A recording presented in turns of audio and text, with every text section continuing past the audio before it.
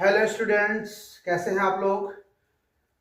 Students, आज हम उन बच्चों के लिए जो बोर्ड की परीक्षा में सम्मिलित होने जा रहे हैं और कल केमिस्ट्री का पेपर है, तो आज हम आपके लिए कुछ इंपॉर्टेंट क्वेश्चन जो बोर्ड परीक्षा में 100% इसमें से आपको क्वेश्चन मिलेंगे। आप सभी लोग इन प्रश्नों को अच्छे से रिवाइज करके तब जाना। तो बच्चों ध्यान से देखें। सबसे पहला क्वेश्चन मैंने लिया है लेसन फर्स्ट से, मोलरता, मोललता तथा मोलंस, इनकी परिभाषाएं तैयार कर लेना। इसके अतिरिक्त विसरण तथा परासरण में अंतर आप पढ़ लेंगे। मोलल उन्नयन स्थिरांक तथा मोलल अवनमन स्थिरांक, इसमें से एक क्वेश्चन आपको मिलने वाला है। परासरण दाब क्या है तथा प्रतिलोम परासरण से आप क्या समझते हैं, ये क्वेश्चन आपको मिल सकता है। इसके अलावा जो मोस्ट इंपॉर्टेंट, इसको तो भूलना ही मत, हेनरी का नियम तथा राउल्ट का नियम तथा इसकी सीमाएं।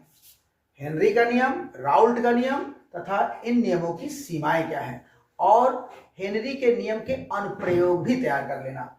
इसके अतिरिक्त बच्चों विद्युत अपघटनी सेल, लेसन सेकंड है, विद्युत अपघटनी सेल तथा गैल्वेनी सेल में क्या अंतर है, ये क्वेश्चन आप देखकर जाएंगे।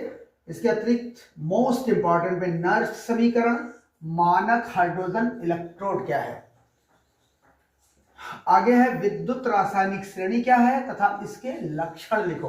और विद्युत रासायनिक श्रेणी पर आधारित जो प्रश्न आते हैं, जो क्वेश्चन मैंने आपको पढ़ाए थे, वो सारे क्वेश्चन आप रिवाइज करके जाएंगे।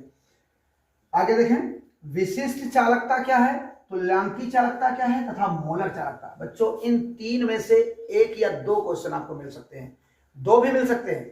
तो एक तो श्योर है कि आपको मिलेगा विशिष्ट चालकता, तुल्यांकी चालकता तथा मोलर चालकता। इनमें से आप एक क्वेश्चन आपको मिलेगा, तीनों तैयार करके जाना है आपको।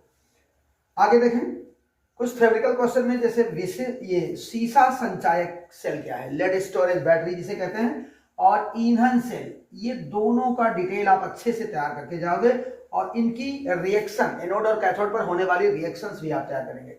इसके अतिरिक्त बच्चों अभिक्रिया की दर तथा वेग स्थिरांक को परिभाषित कीजिए। वेग स्थिरांक तथा वेग नियम इसी में जोड़िए। वेग नियम क्या है, वेग नियम भी पढ़कर जाएंगे, वेग नियम को समझाइए। ठीक, अभिक्रिया की दर, वेग स्थिरांक तथा वेग नियम को समझाइए। इसके आगे देखते हैं अभिक्रिया की कोटि तथा आणविकता में अंतर।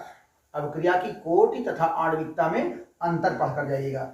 इसके अलावा शून्य कोट की अभिक्रिया क्या है, प्रथम कोट की अभिक्रिया क्या है, और इन अभिक्रियाओं के लिए वेग स्थिरांकों के व्यंजक का निगमन करना है आपको।